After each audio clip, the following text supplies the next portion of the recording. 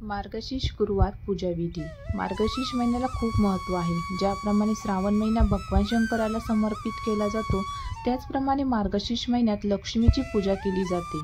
मार्गशीर्ष महिना हा हिंदू कॅलेंडरमधला 9वा महिना आहे. याच महिन्याच्या प्रत्येक गुरुवारी देवी लक्ष्मीचं व्रत घरोघरी केलं जातं. देशातल्या अनेक राज्यात सुवासिनी स्त्रिया घरात सुखशांती आणि भरभराट नांदावी यासाठी न चुकता हे व्रत करतात. मार्गशीर्ष महिन्याला खूप महत्त्व आहे. ज्याप्रमाणे श्रावण महिना भगवान शंकराला समर्पित केला जातो, त्याचप्रमाणे मार्गशीर्ष महिन्यात लक्ष्मीची पूजा केली जाते. या महिन्याच्या प्रत्येक गुरुवारी देवी लक्ष्मीचे व्रत केले जाते. विशेष पूजा देखील केली जाते. मार्गशीर्ष महिना सुरू झाला असून या महिन्याचा हा पहिला गुरुवार आहे.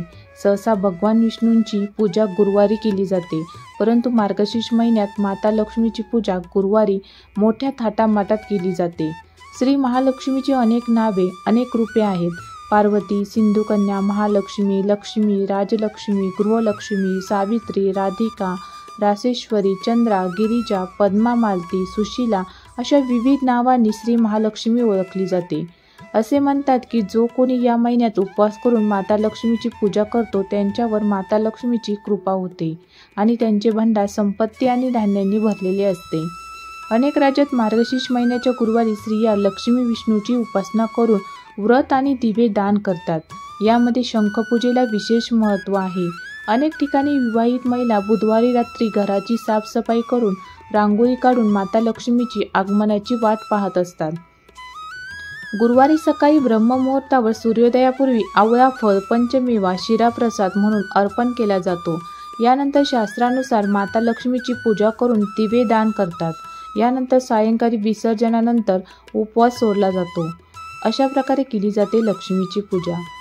सर्वप्रथम पहाटे लवकर अंघोळ करावी, स्वच्छ वस्त्र परिधान करावे व व्रताचे व्रत करावे.